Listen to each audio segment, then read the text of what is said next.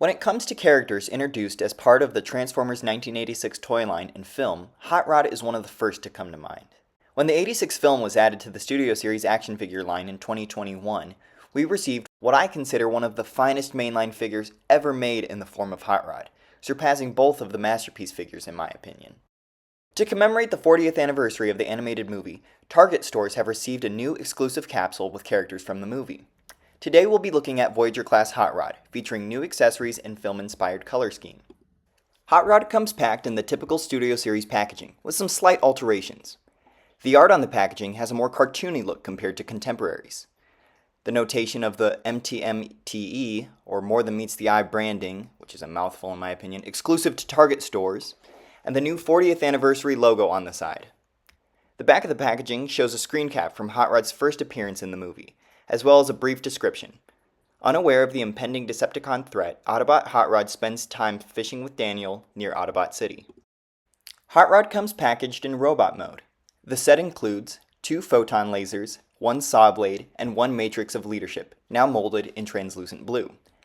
While this version of the figure omits the 3 effect pieces from the 2021 release, 3 all-new movie-accurate accessories have been added: 1 fishing pole, 1 laser sword, and 1 shield. You'll also find a set of instructions in the box. Freed from the packaging, Hot Rod appears to have stepped right off the screen, with an exceptionally well-done sculpt and animation-inspired colors. The head sculpt has been done with close attention to detail, featuring a 2-tone magenta. I'm also very fond of the fact that his collar and neck have been painted carefully. The lower torso also has magenta details, with some faux headlights. The forearms have some newly added yellow highlights, and the lower legs have more orange paint, helping to give the illusion of Hot Rod wearing boots.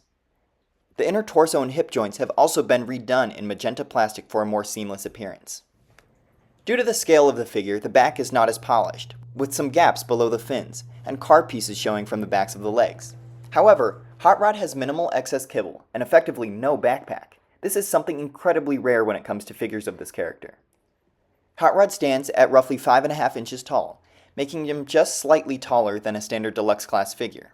Hot Rod's robot mode is near perfect, and a testament to how closely the Studio Series 86 line can get in terms of screen accuracy.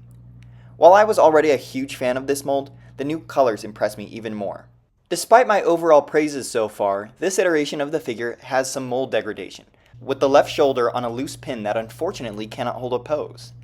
The mold degradation extends to other parts of the figure, with the forearm pipes coming off with ease and mold flash on the back of the head. If great detail and seamless parts usage wasn't enough to impress most collectors, Hot Rod also features some stellar articulation. Head on a dynamic ball joint with some neck movement for conversion, shoulders on an upward swivel, also connected to a butterfly joint, swivel at the bicep with 90-degree plus elbows, swiveling wrists, opening hands, 360 waist swivel, universal jointed hips seamlessly integrated into the waist with limited backwards movement, swivel at the upper thigh, double jointed knees, forwards ankle pivot, and inwards ankle tilt. While some fans will find fault with the somewhat awkward design of the shoulder articulation, I believe it was an accommodation for an otherwise limited design of the cartoon characters. Hot Rod's accessories are plentiful due to the higher Voyager price point. The photon lasers are mostly unchanged from the first release, but the side tabs now have been left unpainted to prevent paint rubbing. The saw blade accessory is nearly identical to the original, and can be plugged into a peg by rotating the figure's left fist away. While Hot Rod does not have a chamber in his chest to store the included matrix, the opening hands allow you to pose him holding the accessory. The fishing rod has some nice detail on the reel, and has an intentional bend in the sculpt, and fits comfortably in Hot Rod's hands. The included shield has a yellow flame painted on its face, though the Autobot logo has not been done in red to match its on-screen appearance.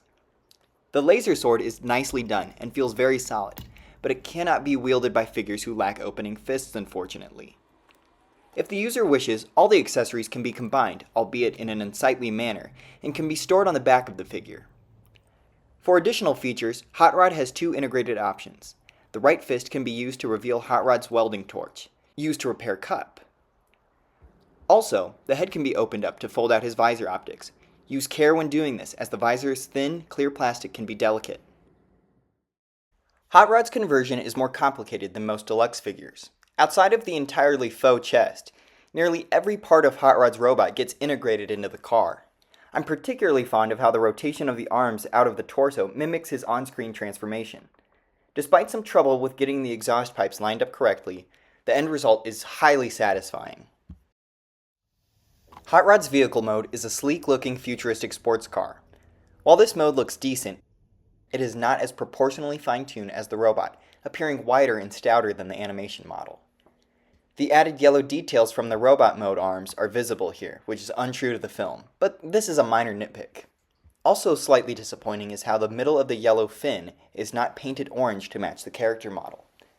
Despite these flaws, I'm very pleased with how the yellow roof hinge on the first SS86 Hot Rod has been newly molded in magenta, properly rendering the entire roof in one color. A serious upgrade from the initial release, as it was my only major flaw with that figure. Hot Rod can roll smoothly, assuming he has been transformed correctly, and as shown in robot mode, the accessories can all be combined and pegged into the engine block here. Overall, 40th Anniversary Hot Rod is a must-have for any collector of the Studio Series 86 lineup, or a G1 fan in general. This figure is one of the finest Transformers that can be bought in store, all due in part to the great accessories, superb articulation, hyper-accurate colors, and sculpt. Thank you so much for watching. Please subscribe and stay tuned for more.